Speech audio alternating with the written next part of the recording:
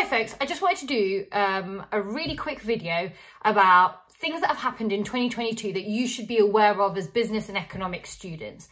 At points I will link them to the spec, but you should just be aware about what is happening. Firstly, unless you've been living under a rock, you've obviously got the invasion of Ukraine by Russia. That has led to over 7.8 million people being displaced. Sanctions by the West on Russia, barring them from SWIFT, which is a global payment system, freezing many of their assets and freezing the assets of pretty wealthy people in Russia as well. Now, a lot of companies such as Apple, Shell, BP, Chanel, Ford have banned trade in Russia. They've pulled out of Russia. And this raises the question, and this is something that comes up in business studies, for instance, is should companies take a political stance or respond to social pressure?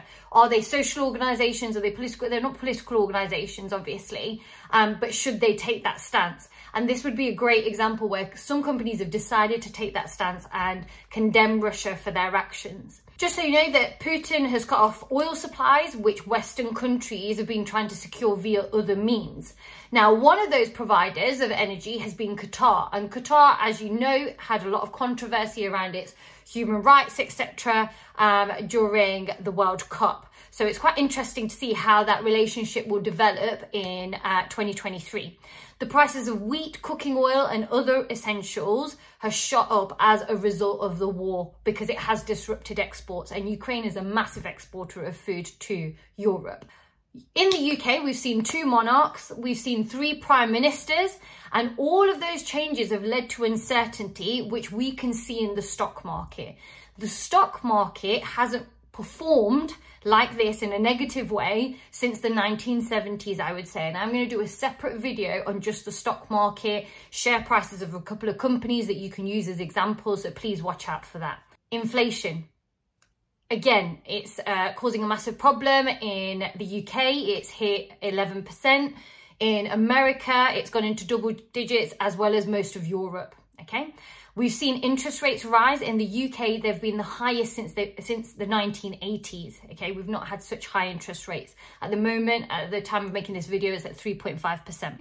However, we are expecting that inflation will just peak at 11 and then start dropping back down. However, we are not expecting a recovery until 2024, and it's going to be a slow one. Okay, so you need to be mindful that 2023 is going to be quite a tough year in terms of GDP, etc., etc. And 2024 is when we're really going to start seeing some stability.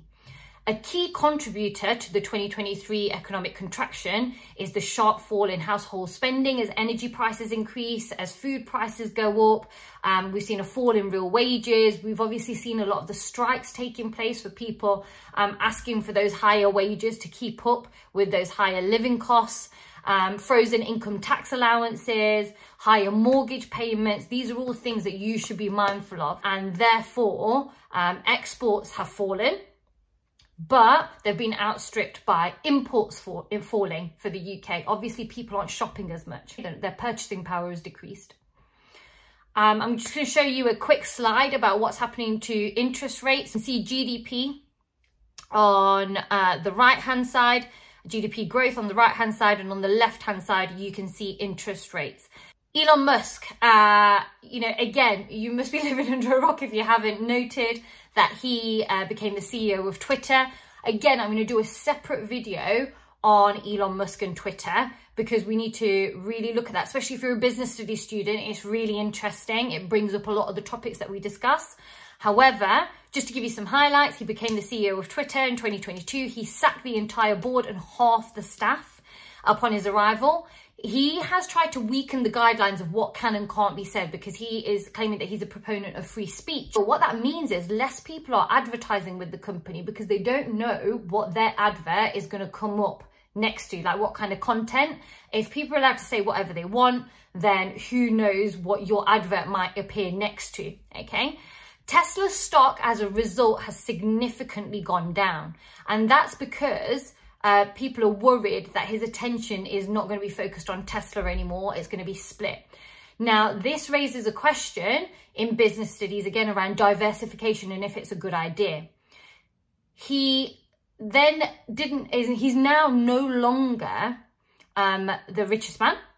that has been given over to Bernard Arnault, who's the boss of LVMH. And so that argument around diversification, you know, he's decided to diversify and the stock market has punished him for it. Shareholders have punished him for it. LVMH focuses very much on those really kind of high-end brands in the fashion industry. And therefore, you could argue that by not diversifying and really sticking to this niche, that's why the brand is doing so well. Twitter is also a great example for employer-employee relations and employee expectations. And again, I'll go through that in the video. But what Elon Musk has expected of the employees has been quite different to what they've been used to, and a lot of them have left as a result. He is now saying, however, because there was a vote on whether Twitter users wanted him to stay in power, and I think something like 54 or 57% said that they didn't, something like that, 52, 54, I can't remember. Now he's saying he's going to leave once a replacement has been found. The stock market as a whole, like I said, I'll do a separate video, but in the UK, you need to know overall investment is expected to fall in the UK by 1.8%, okay, in 2023. That's investment in the UK. With business investment, that's going to go even further. We're expecting it to fall by 3%. Again, multitude of reasons, the current economic climate in the UK, but also the fact that we've had 3 prime ministers and there's been that economic instability. Globally, just to be aware of and to give you some sort of contrast, Sri Lanka has had a 54% jump in inflation. There are people in Sri Lanka who are skipping meals because they can't afford the basics. One of the main reasons about that, and economists, you might be interested in this, Sri Lanka banned synthetic fertilizers and therefore has seen a spike in food prices because they're not able to grow as much food. So the supply has really slumped and therefore it's led to a lot of political unrest as well. Exports of tea, which is its really big export, it really focuses on the export of tea, they've fallen by 18%. This is a really good way of showing how agricultural policy in economics can affect politics, okay, and have a huge knock-on effect on things like inflation and supply and demand, etc., etc. Finland and Sweden have applied to join NATO to protect themselves against Russia. If they do join, Russia's border with NATO will have doubled. So there's that kind of like conflict brewing there as well. I want to briefly look at America and the West's relationship to China. In the last year, we've seen massive tariffs against China from the US.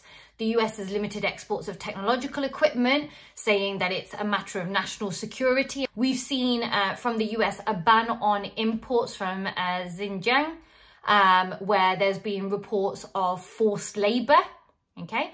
And that's going to mainly affect the fashion and textile industries because they export a lot of cotton.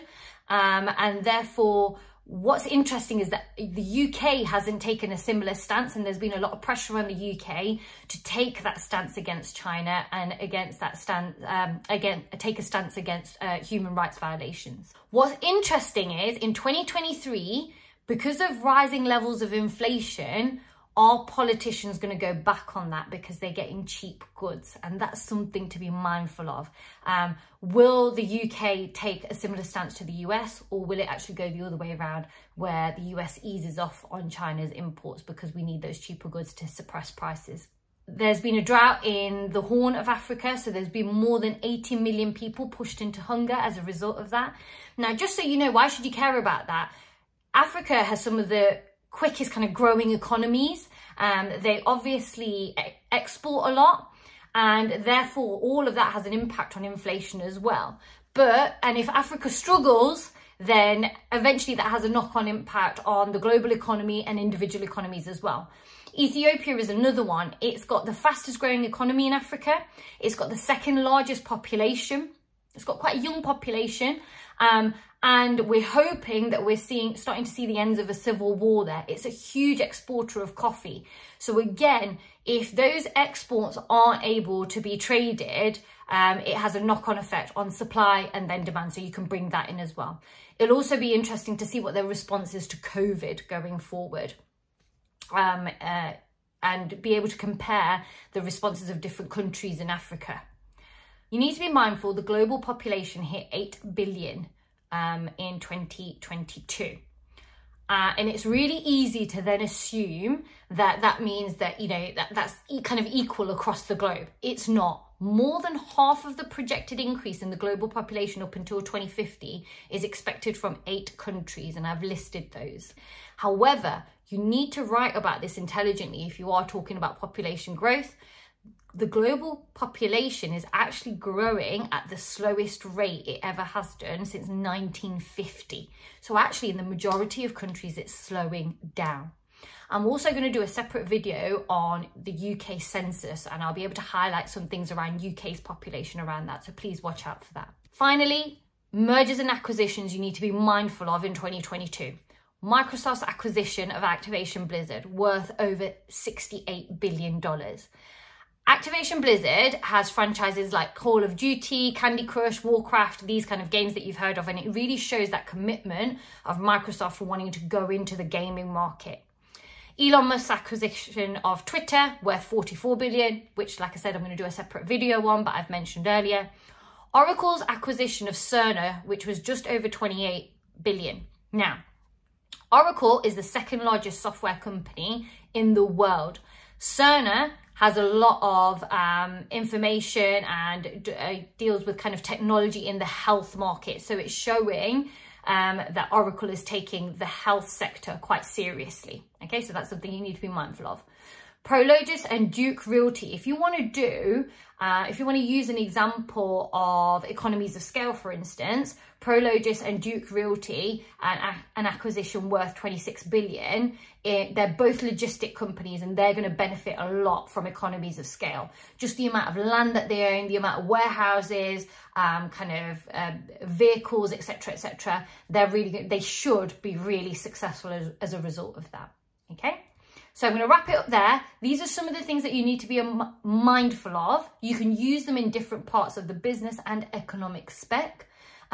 If you do find yourself kind of interested in any of these, dig a little bit deeper because this is just an overview.